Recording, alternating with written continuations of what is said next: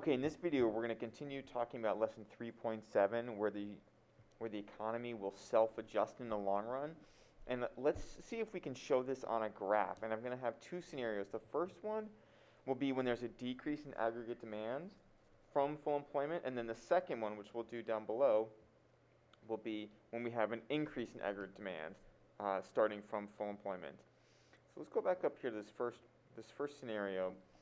What I'm first going to do is just graph the economy at full employment in its initial long-run equilibrium, and I'm going to start with my labels, price level and GDP. And I'll graph my aggregate demand curve, my short-run aggregate supply curve, and I will have my long-run equilibrium where all three of my lines are going to meet at full employment. Okay, so I'm ready to go, and I'll just add in my price levels here at full employment. And now it says, what will happen in the short run in response to a decrease in aggregate demand? And so for whatever reason, there's been a decrease in aggregate demand. I'll graph that in blue. And I'm going to have aggregate demand shifting to the left. I'm going to call this AD1. And now we're in a recession. And so I've got lower price levels due to the decrease in aggregate demand. I'll call it PL1. I also have a smaller output now, so my GDP has gone down as well, and I have a little bit of a recessionary gap here. So given this scenario, I can answer these four parts to question A. What has happened in the short run to output? It looks like output has decreased. It looks like price, and I'll just draw in some arrows here, it looks like price levels have decreased as well. This one's tricky. In the short run, our wages and prices, we assume that they're fixed. So there is no change to our nominal wages in the short run.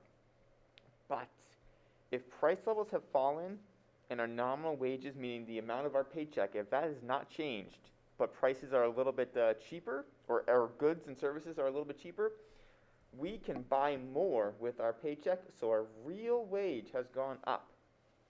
So in this recession, our real wages have increased.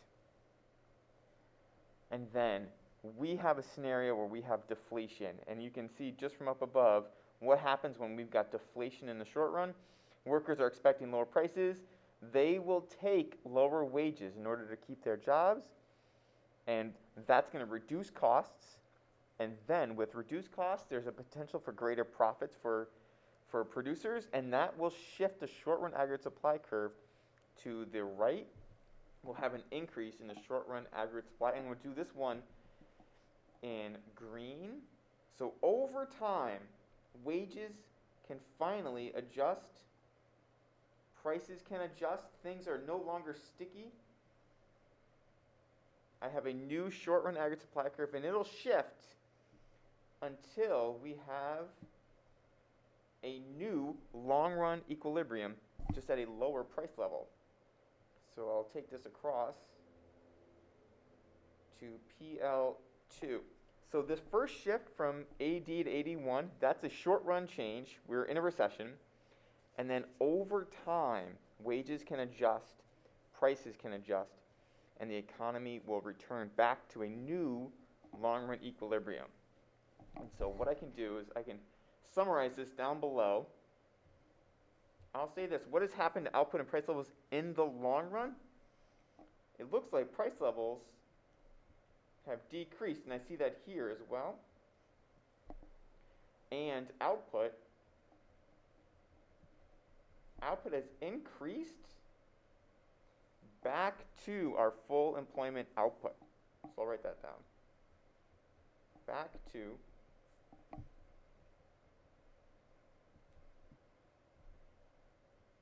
to our full employment output.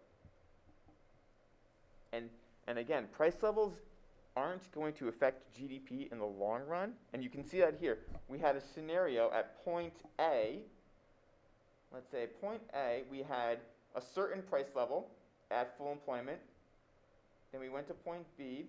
And now at point C, we we have the same full employment GDP, but at lower price levels. And again, if goods are less expensive, our wages are lower at the same time. So our real wage, in the long run, our real wage has not changed. And I'm going to make a note of that now. Real wages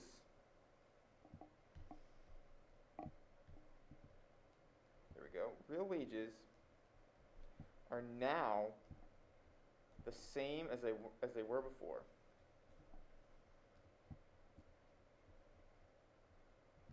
And I'm just going to summarize this very quickly.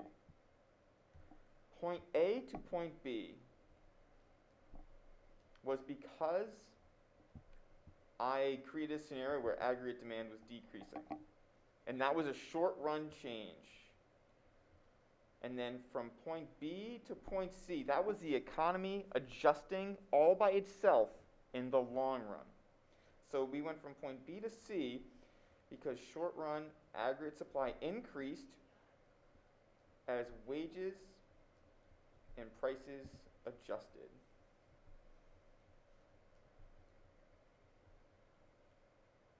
And again, that's the economy fixing itself in the long run. So we'll do the same scenario, just everything will be the opposite direction. We'll now have an increase in aggregate demand, and then we'll see how the economy can adjust back in this scenario. So again, I'm going to start with full employment.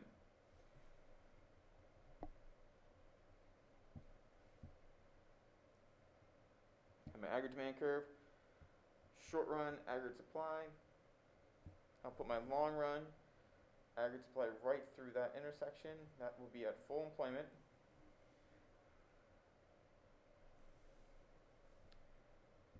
And I'll do my initial price levels here. Price levels at full employment, and now I have an increase in aggregate demand. So I'm going to graph that. I'll graph that in blue. And this has created an inflationary gap where my aggregate demand is increased. I have demand pull inflation, and I'll show you that because price levels have now increased to PL1, and I have that inflationary gap. You can see it down here. Y1 is greater than our full employment output. And now what will happen in the short run in response to this increase in aggregate demands? We can see output has gone up. Got that right here. I showed you a second ago how price levels have gone up. Nominal wages, again, they don't change in the short run, which means our real wage has fallen. If our paycheck is the same amount, but prices are higher, goods and services are more expensive, we can buy less than we could before with our paycheck, so our real wage has decreased. And now, if we have inflation in the short run, workers expect higher prices now. Do they recognize that there's inflation? They are expecting to see higher prices. They will now negotiate, and again, this is in the long run. This takes a long time. They will negotiate higher wages. This might take years. But with higher wages, now inputs are now more expensive. Prices are rising, and wages are now rising, which means it's less profitable for suppliers to produce these goods because our costs have increased. So now suppliers across the economy are seeing higher costs, which means they're going to cut back on their supply. And I'm going to show that with a reduction in the short run aggregate supply curve. I'll do it in green again. And it's going to go back to our full employment amount. So short run aggregate supply will shift to the left. It will decrease, and it will shift back to our full employment output at YFE. So just to summarize quickly, what's going to happen to output and price levels in the long run? In this case, price levels have gone up, and I got to show that on my graph here. Price levels have gone up to PL2, we'll call it. And our output has returned back to full employment. And so I can show you this here. Price levels have increased, and output has decreased, and again, it's going to go back to full employment.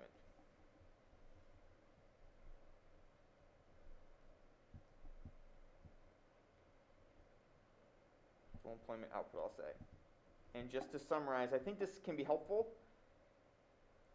point A, you do not need to add these in when you're graphing this on your own. This is just to show my changes here. I went from point A to point B because that was the scenario that I gave you. Aggregate demand increased, we had an inflationary gap. Now B to C, and again this was in the short run I should say, B to C was the economy self-adjusting in the long run. So my short run aggregate supply fell as wages and prices adjusted.